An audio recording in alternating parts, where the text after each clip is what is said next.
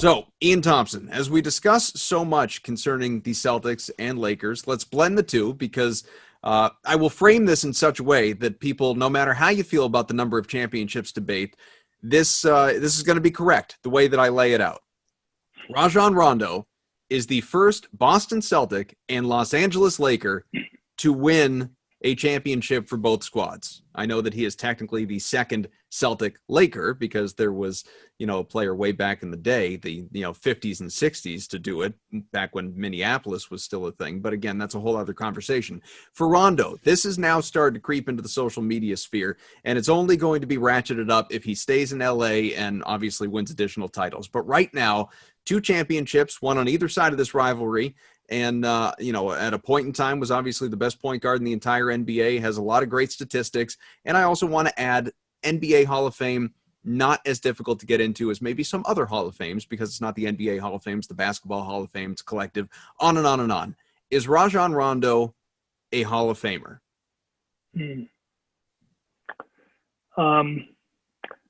Let's table that and see how he does the next couple of years with them. He should definitely stay with them.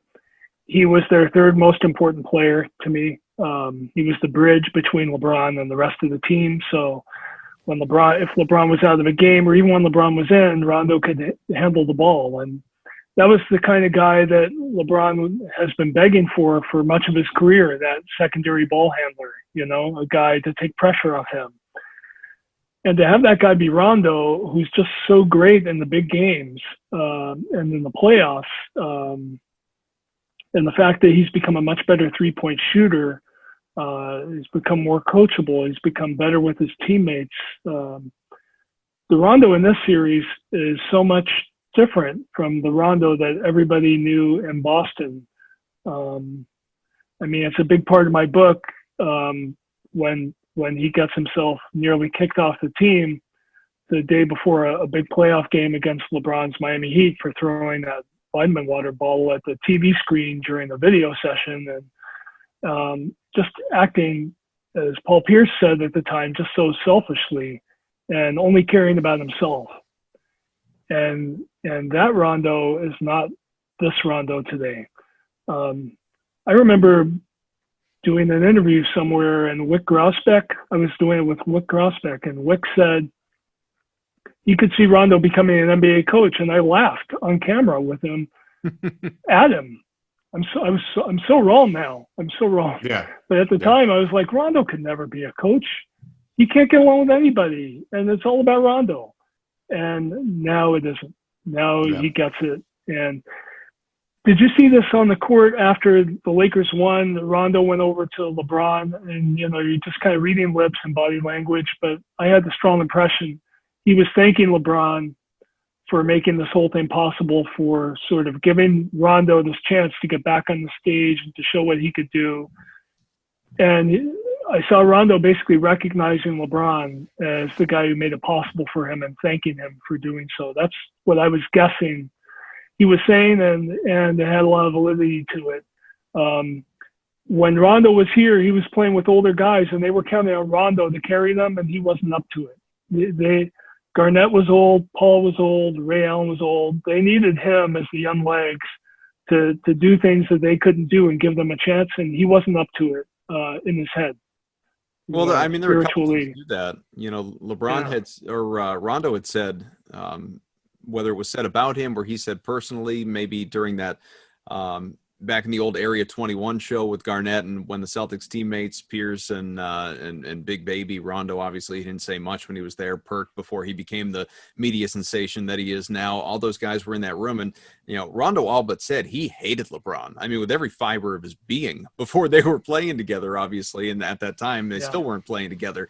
Back when he was on the other side of the rivalry, or when obviously that's Cleveland, then he goes to Miami and all of that. So, I mean, he hated LeBron. There's that famous picture that's now circulating again on social media of Rondo taking that picture with a fan who's wearing the LeBron is a bitch t-shirt, and he's just pointing at it and smiling. It's that whole, how it started and how it's going meme that's floating around on Twitter these days. But it's not just that. The whole thank you for making it possible, getting him onto that stage for himself. I think that, Rondo sort of let some people behind the curtain during that post-game media session, acknowledging the importance, just how significant it was to him that he was able to have his son in the bubble with him there toward the end, and to be on the court with him and have his son, who's almost 9 years old, experience that and see his dad in that way. Because, he could have heard, yeah, I won a championship back before you were born. But, one, he wasn't alive. And two, even if he had been, he would have been so incredibly young, couldn't have, had any sense of what any of that means. And now to have a couple of kids and his son specifically being there to witness it, very clearly just means the world to him. Yeah, he's just a more experienced guy. I mean, do you remember this? I remember a big game on a Sunday afternoon in Boston, and Rondo went into the Miami Heat huddle. Yeah. And LeBron shoved him out, and Rondo was like, "Hey, they didn't call a timeout. I can go wherever I want." And he was and then he asked, and that was the same game, he asked to guard LeBron, and he's in there hounding LeBron, knocking the ball away, and he totally drank the Kool-Aid, the Kevin Garnett Kool-Aid on hating LeBron in Miami. Paul Pierce, Kevin Garnett Kool-Aid. Yeah. So, yeah, it's really something. This is one of those moments to see him winning in a Lakers uniform. It really is sort of like you hop a span of a decade kind of in your head. You skip everything that went on in between Dallas and Chicago and all the other places he's been, all the other things he's done. And you just think about how he was in Boston, how he is now, and it's like this giant leap that he's made. But if he stays there and wins more championships, and the scene is like, that key older guy, that Ron Harper, and he has his Boston experience to go with it. I was one of the guys saying back in the day that he was the best point guard in the NBA with the Celtics for about a year there. I think if he wins a couple more championships there, he is going to go to the Hall of Fame. There'll be a lot of people saying that he should.